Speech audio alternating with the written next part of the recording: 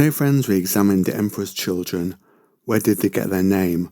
What was their life like before their Primarch? Where was the Primarch raised, and what difference did he make to their gene seed extinction? Friends, let's find out. When they were created, many of the nobles were taken from the nobles of Europa and allowed to join the ranks of the Emperor's children, the cream of their youth, and they were offered to the master of mankind. They had defined him before, so this was a sign of penance for their actions.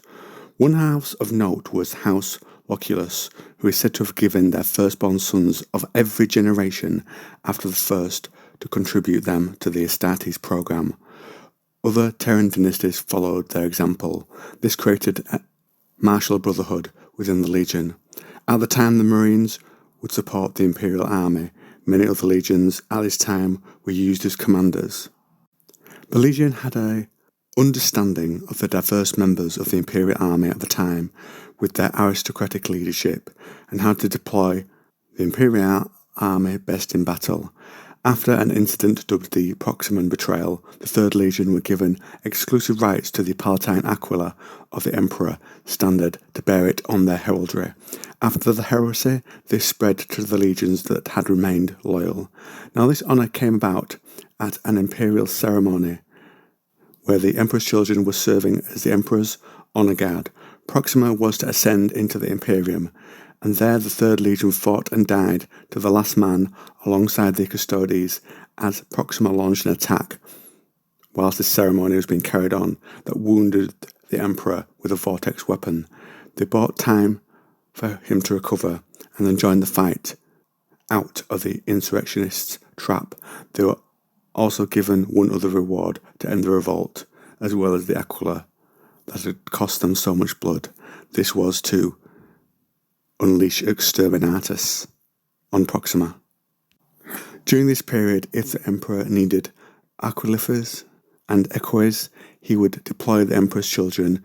Due to their proud bearing with his eagle, they would travel with imperial diplomats and emissaries, serving as bodyguards, and in combat they would hold the standard when commanding armies of the newly conquered, always representing the Emperor's will and judgment.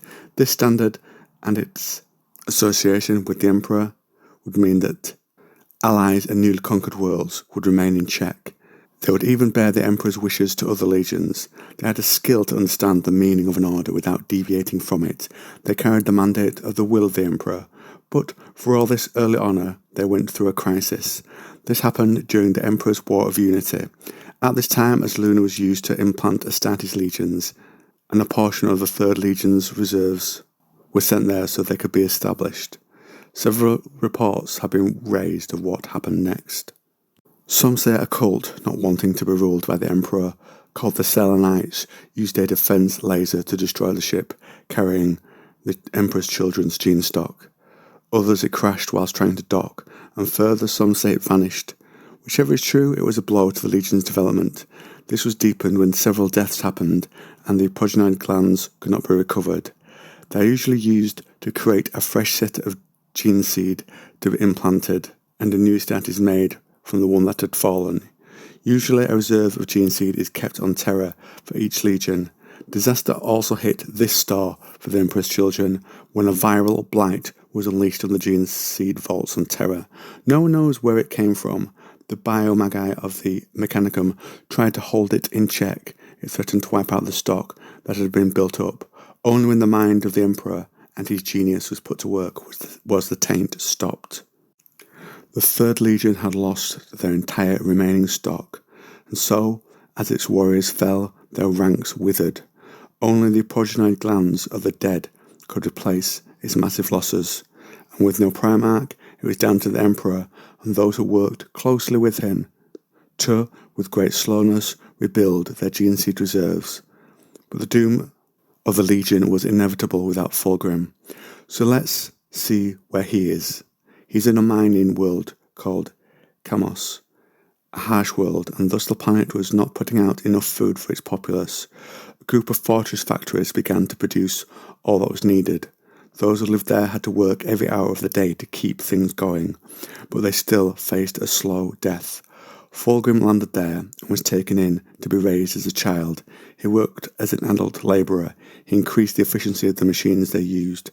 Then as a leader, he sent people to fix mining outposts around the planet, and money came in that would let them buy food they needed so much, and free from their toil, art and culture was reborn. Then the Emperor came, and Fulgrim gave his sword in service, and he travelled to Terra to meet his sons.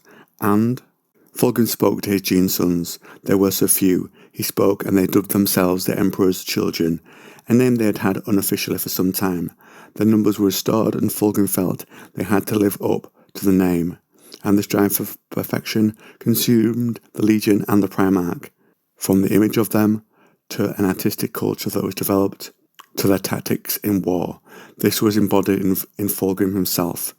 And in this last short section we look at the restored Legion and their ties to the Lunar Wolves. With his warriors still too few, the Emperor asked Horus to mentor Fulgrim and his Legion. So for a decade they fought and formed bonds of brotherhood that would last throughout the heresy. They complemented each other. Horus's men were direct and brutal, where Fulgrim's were flexible in how they fought and subtle. They split after that time, but remained oath brothers. Then with its ranks grown, established from Terra and Fulgrim's homeworld, Chemos, they established a central base of operation there, and after Fulgrim led his army on their own fleet during the Great Crusade. And on that note, and that tale of the Emperor's children and Fulgrim, I will end today's video.